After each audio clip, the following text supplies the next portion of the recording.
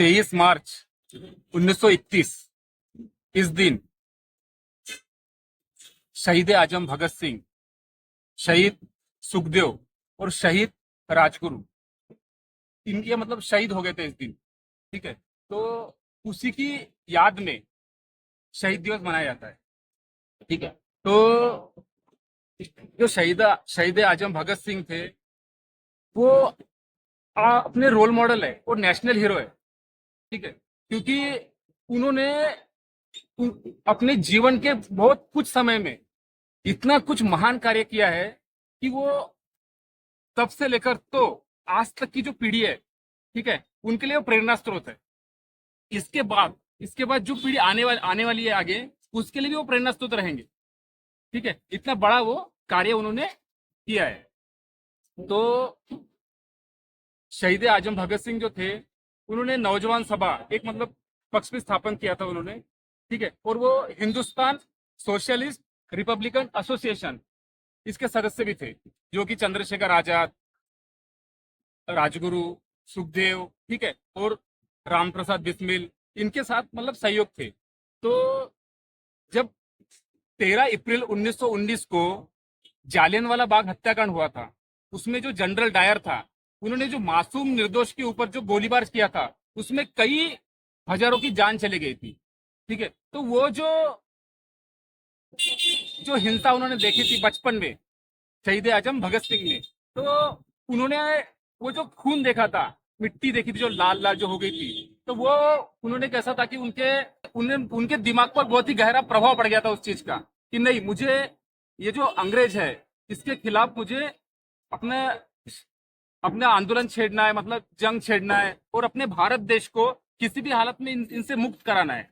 ठीक है, ऐसे उनके लिए विचार थे। तो जो बचपन जो गुजरा है उनका वाला, तो जो उनके पिताजी थे, उनके पिताजी का नाम था किशन सिंह। ठीक, और जो उनकी माताजी थे, उनका नाम विद्यावती है। तो जो उनका जो परिवार है, वो आर्य समाज से फॉलो करते थे, वो दयानंद सरस्वती।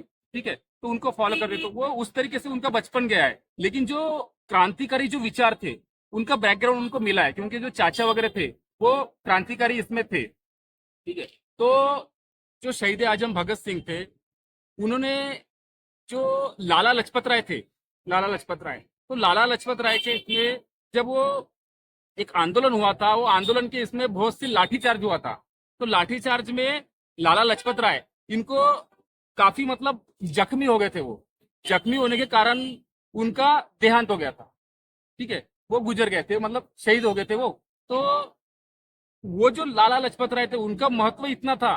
ठीक है, वो जहाल नेतृत्व थे वाले थे, और उनका सभी देश के मतलब जो जो आंदोलन था, उसमें मतलब बड़ा योगदान था। तो वो जो क्रांतिकारी विचार सरनी के जो थे क्रांतिकारी, जैसे शहीद आजम भगत सिंह थे, और जो बाकी लोग थे, ठीक है, तो उन्होंने मतलब किसी भी हालत में उसका बदला लेना चाहिए। ठीक है, इसलिए अपना वाले जो उन्होंने तैयारी की थी। तो जो जो स्क्वाड करके जो एक जनरल था, तो उसने उस समय पे उसने वो ये किया था, मतलब लाठीचार्ज का वगैरह आदेश दिया था, जिसके कारण लाला लाजपत राय की हत्या हो गई थी। तो स्क्वाड को मारने के लिए उन्होंने रचना रची थी वो। ठीक है, साजिश रची थी वो। तो जब स्क्वाड को मारने के लिए साजिश रची थी, तो उसके साथ में वो राजगुरु भी थे, चंद्रशेखर आजाद थे। ठीक है, तो इन लोगों ने किया था प्लानिंग। तो जो स्क्वाड था, उन्होंने 4-5 दिन गए उसमें, जो मतलब ट्रैकिंग करने के लिए। जब वो स्क्वाड की जगह पे जो सॉन्डर्स अधिकारी था, वो सॉन्डर्स अधिकारी को गोली मारा था। ठीक है, और उसकी हत्या हो गई थी। तो ये मतलब बड़ा मतलब वो नेशनल इसमें मतलब जो क्रांतिकारी विचार थी, पूरे देश में फैली थी वो। ठीक है, कि मतलब जो लाला लाजपत राय थे, उनकी मतलब हत्या का बदला उन्होंने लिया करके, और जो क्रांतिकारी जो आंदोलन छेड़ा था, उसमें देश में पूरा पूरा देश में मतलब माहौल छिड़ गया था। वो नेशनल हीरो बन गए थे वो शहीद आजम भगत सिंह। तो उसके बाद जब वो जो कि जुल्म परंपरा ही थी उनकी वाली, अंग्रेजों की थी, अंग्रेज लोग गलत मतलब अत्याचार करते थे, है कि नहीं, भारत के लोगों के ऊपर। तो जो असेंबली थी वहां पे, जो आज की डेट में हम पार्लियामेंट बोलते हैं, तो उस समय पे वो असेंबली बोला करते थे। तो वहां पर जो मूक बहरे जो लोग रहते हैं, उनको उनके पास आवाज सुनाई नहीं जाती उनको, है कि नहीं, तो उनको जोर से अपने को धमाका करना पड़ता है ताकि उनको आवाज सुनाई दे। ठीक है, क्योंकि जो उस समय पे जो अत्याचार हो रहे थे वो नजरअंदाज करते थे अपने भारत के लोगों को। तो उन्होंने अपने बड़ा आवाज जाना चाहिए, मतलब उसमें उनका मतलब किसी को मतलब इंजर्ड होने का उनका वो नहीं था, लेकिन अपनी आवाज, जनता की आवाज, भारत देश की जनता की आवाज इन बैरो लोगों को जो कि मतलब अंग्रेज थे वहां तक पहुंचनी चाहिए। इसलिए उन्होंने असेंबली में बम धमाका किया और जो पर्चे थे वो पर्चे फेंके, और वो वहां से गए नहीं, उन्होंने सरेंडर किया, अपने आप को सरेंडर किया। और देखो कि जिस तरीके से अभी जो रोल मॉडल बन गए थे सारी अपने इंडिया में, वो रोल मॉडल बन गए थे, तो उन्होंने उनको उनकी ये तमन्ना थी कि मेरा जो देश है वो मेरे जो देश के जो नागरिक है, उन्होंने मतलब मैं एक भगत सिंह नहीं, मेरे विचारों से क्रांतिकारी विचार शैली के और भगत सिंह मतलब पैदा होना चाहिए, और उन्होंने मतलब भारत के स्वतंत्रता आंदोलन में सहयोग करना चाहिए। और ये जो ब्रिटिश अंग्रेज लोग है जो अत्याचार करते हैं, इनके ऊपर सशस्त्र क्रांति करनी चाहिए। ठीक है, तो उनके ऊपर केस दर्ज हुआ गया। ठीक है, अपना भगत सिंह थे, राजगुरु थे और सुखदेव थे। ठीक है, तो राजगुरु थे अपने महाराष्ट्र के थे, पुणे के, वो जो स्टार्ट में खेड़ के गांव के थे, लेकिन बाद में उसको फिर वो राजगुरु नगर करके उनका गांव का नाम हो गया वो। ठीक है, वो अपने सुखदेव पंजाब के। ठीक है, तो उनके ऊपर वो केस चला और उनको फिर फांसी की सजा दी गई। ठीक है, फांसी की तारीख क्या थी? 24 मार्च 1921। 24 मार्च 1921 फांसी की तारीख थी, लेकिन फांसी कब दी गई? अपन देखते हैं कि फांसी की जो सजा होती है वो क्या सुबह होती है, लेकिन उनको फांसी कब दी गई? 23 मार्च 1921 को, कितने बजे? 7:33 पे। अभी कितना बजे है? हाँ, तो समझ लो कि अभी आज के समय पे 7:33 पे उनको फांसी की सजा मुकर्रर किया था। मतलब देखो, उन्होंने मतलब जो सजा किया था तारीख के पहले उनको मतलब ये करने की जरूरत थी, क्योंकि माहौल जो उस समय पे था, वो नेशनल हीरो थे, महान क्रांतिकारक थे, उन्होंने मतलब बहुत मतलब ये सहा है। उसके पहले जो आंदोलन किया है वहां पे जेल में रहते हुए, ठीक है, तो उन्होंने मतलब उपोषण का आंदोलन किया है। राजगुरु, सुखदेव, मतलब जो छल होता था कितना अपना इनके ऊपर, जो कैदियों के ऊपर, हाँ, उनके ऊपर उसने मतलब आवाज उठाया, उपोषण किया है। 64 दिन तक उन्होंने उपोषण किया है। इतना तो भी मतलब उनके ऊपर अत्याचार किया है, शरीर के ऊपर घाव जलाया उन्होंने, बर्फ के ऊपर लेटा के उनके ऊपर मारा था उन्होंने, बहुत बुरी बुरे मतलब अत्याचार किए थे। ठीक है, नाक के द्वारा उनके ऊपर नली से वो लोग अन्न ग्रहण करने के रहते थे, लेकिन वो नहीं करते थे वो। ठीक है, उल्टी कर देते थे वो। ठीक है, मासी उसी वगैरह कुछ खा के मतलब उल्टी कर देते थे वो। इतना मतलब महान कार्य उन्होंने किया था, और उस समय पूरे इंडिया में उनकी छवि हो गई थी। ठीक है, तो वो दंदरा गए थे, ये जो इंग्रज लोग हैं उनकी वजह से दंदरा गए थे, क्योंकि जो उन्होंने प्लानिंग की थे वो बहुत विचारशील व्यक्ति थे, वो कोई मामूली व्यक्ति नहीं थे। उन्होंने मतलब गहन अध्ययन किया था, जोसेफ मैजेनी, इनका उन्होंने अपना पढ़ा था। ठीक है, और उसके बाद जो मार्क्सवादी विचारशैली उन्होंने अपनाया था, लेनिन के विचारधारा उन्होंने अपनाया था। ठीक है, और वो एक, जैसे तुमको बताता हूँ कि वो बहुत सी चीजें उनको उनके बारे में उनको पता नहीं था। वो एक नास्तिक थे। उन्होंने बोला था कि वाई आई एम एथिस्ट, मैं नास्तिक क्यों, इसके ऊपर उन्होंने बहुत कुछ बातें बोला था। एक मतलब प्रबंध है, अगर अपन बात करें तो उसके ऊपर एक लेक्चर बनता है उसके ऊपर। ठीक है, वो बुद्धिस्ट बोलते थे कि ये जो अंग्रेज है ये किसी ईश्वर के कारण अपने ऊपर अत्याचार नहीं कर रहे। वो उनके हाथ में जो बंदूक है, उनके हाथ में जो तोप है, उनके हाथ में जो गोला बारूद है, उनके हाथ में जो मशीनरी सत्ता है, पावर है, उसके कारण वो अपने ऊपर ये कर रहे हैं, अत्याचार कर रहे हैं। ठीक है, किसी ईश्वरीय सत्ता के कारण नहीं कर रहे। तो ऐसी उनकी विचारधारा थी। ठीक है, वो एक बार उन्होंने बात कही थी, किसी ने बोला था कि भाई आखिरी के समय में तुम मतलब ईश्वर को मानने लगोगे। वो बोला नहीं, ऐसा नहीं होगा, मैं खुद अपने आप को मतलब परीक्षा लेता हूँ। ठीक है, तो व्यक्ति जो है जब उसके ऊपर परेशानी आती है तो वो क्या है, तो ईश्वर के शरण में जाता है। ठीक है, तो लेकिन उसने कहा था कि मैं ईश्वर की शरण में नहीं जाऊंगा। ठीक है, नहीं तो फिर मेरा वाला क्या मतलब। ठीक है, तो मैं हारूंगा नहीं, क्योंकि मेरे जो विचारधारा बनी है वो पक्की विचारधारा बनी हुई है। ठीक है, जो नास्तिकता है उन्होंने ऐसे ही नहीं आजमाया था, उन्होंने बहुत कुछ मतलब विचार विमर्श करके, अध्ययन करके अपना नास्तिकता उन्होंने अपनाया था। ठीक है, तो इस तरीके से ये हुआ था। ठीक है, तो 23 मार्च, ठीक है, 1921 को उनको 7:33 पे उनको फांसी की सजा दी गई। अभी वो फांसी की तो सजा दे दी उनको, उस समय पे देखो जो भी सुखदेव जी थे, राजगुरु थे और जो शहीद आजम भगत सिंह थे, इन्होंने मतलब डरे नहीं वो। ठीक है, वो गाना गाते थे, सरफरोशी की तमन्ना अब हमारे दिल में, देखना है जोर कितना बाजू कातिल में है।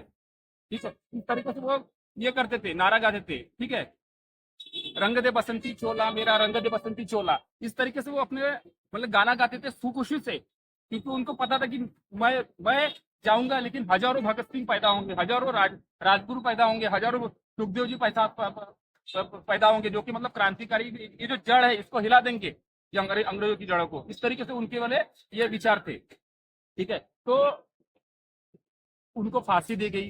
ठीक है, तो फांसी देने के बाद जो अंग्रेज सरकार थी, ठीक है, उनको इतनी दहशत में आ गई थी, तो उनको जो कारागृह के पिछले से, कारागृह के पिछवाड़े से जो दीवार थी उसको तोड़ के उनके शरीर के टुकड़े टुकड़े करके सतलज नदी के किनारे उनको जलाने का प्रयास किया, कि माटी के तेल से, घी से नहीं, माटी के तेल से।